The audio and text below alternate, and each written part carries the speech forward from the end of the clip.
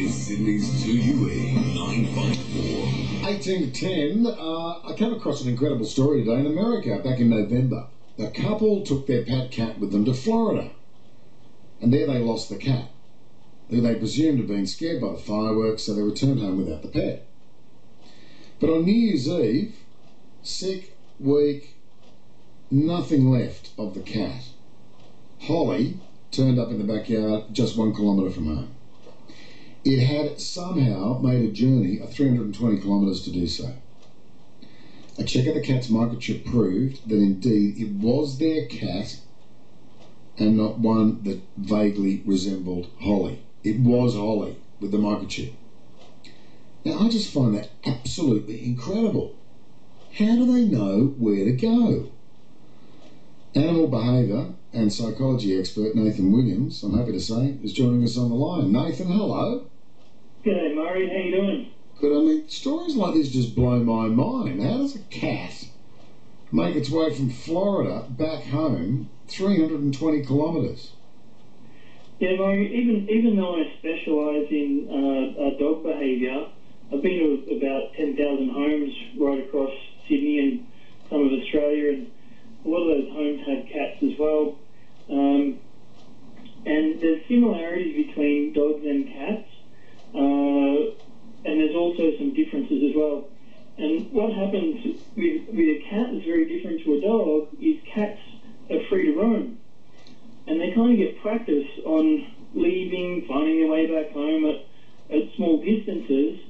And most people know a dog generally uses their nose a lot, then their ears, then their eyes, where a cat will typically use their ears more than what a dog would to navigate. So they use sound as well. So they've done scientific tests to prove how powerful a cat's nose is. So they pick up scent in the wind, which helps give them direction. But they use all of their senses.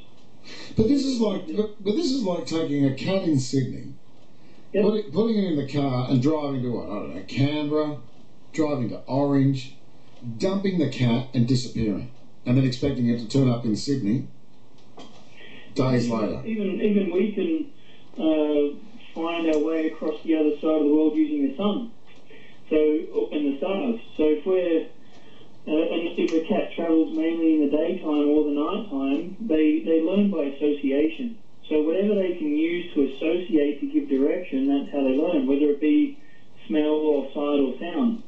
So obviously when they're that far away, they're going to use more sight in relation to like light, for example.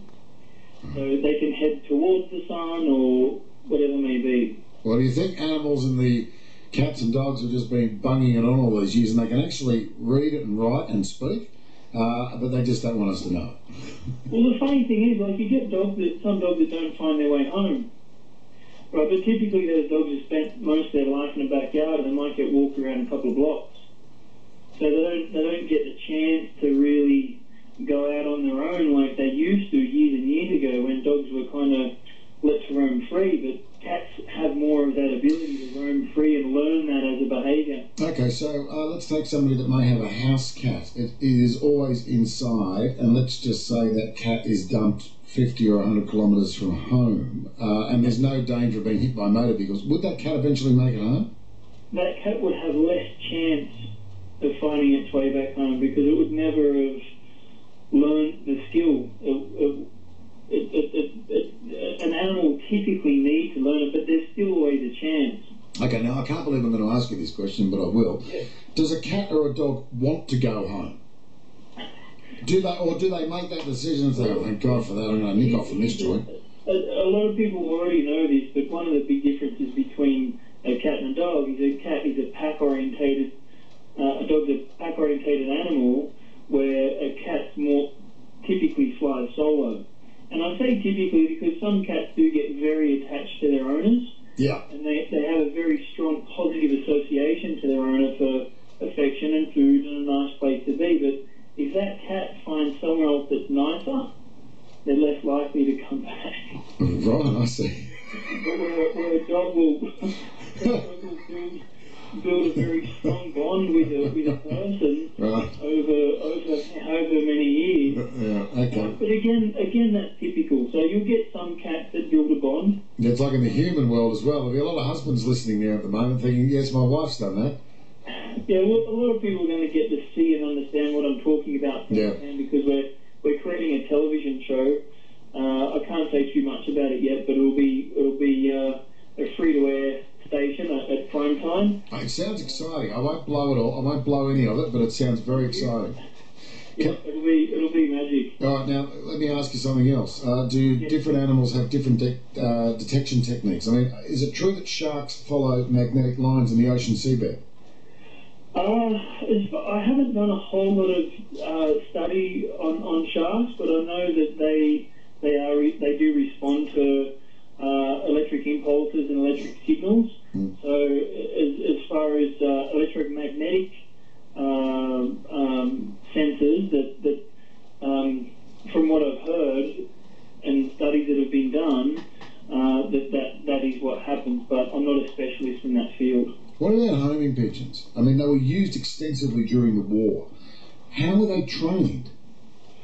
Yeah, I did see a documentary not long ago on this, but they're basically set free and, well, not set free, but they're let go and they fly off and try and find their way back, and they do this zigzag and they start detecting landmarks, and apparently they use their eyes more.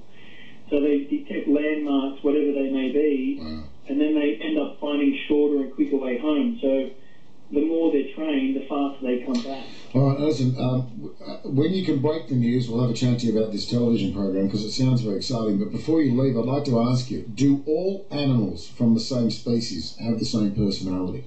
Now, the reason I ask you that, or are there inbuilt traits that you can't get out of some particular animals? That would be like saying an Australian person will do a certain behaviour in a certain situation every single time. So the direct answer to that is hell no. So could a King Charles Spaniel be turned into a killer? Absolutely. I've actually got a client who has a lawsuit against them. Their gardener was attacked by the King Charles in their garden. Oh, that's funny. Not to the gardener. A King Charles Spaniel? Absolutely, yeah. Wow. A dog is at the end of the day, a dog is a dog. Like, a lot of people are blaming the pit bull as a breed for being aggressive, but for 100 years they were known as the nanny. They'd look after children. Yeah, that's very true. That's very true. It's just basically... It's your environment, isn't it? Yeah, it always is. Like, any person who grows up in a good environment, they're more likely to be balanced in behaviour, and it's the same with a dog. Yeah, I don't know about that. I mean, I was in a pretty good behaviour and a good area when I grew up. I don't know if I'm all that balanced, but anyway, that's probably a debate for another day. It's good to talk to you, Nathan. You seem to be doing all right. No, this is all show. See you, Nathan. Cheers, mate. Bye. All the best. See you too. Nathan Williams, animal behaviour and psychology expert. Fascinating stuff, isn't it?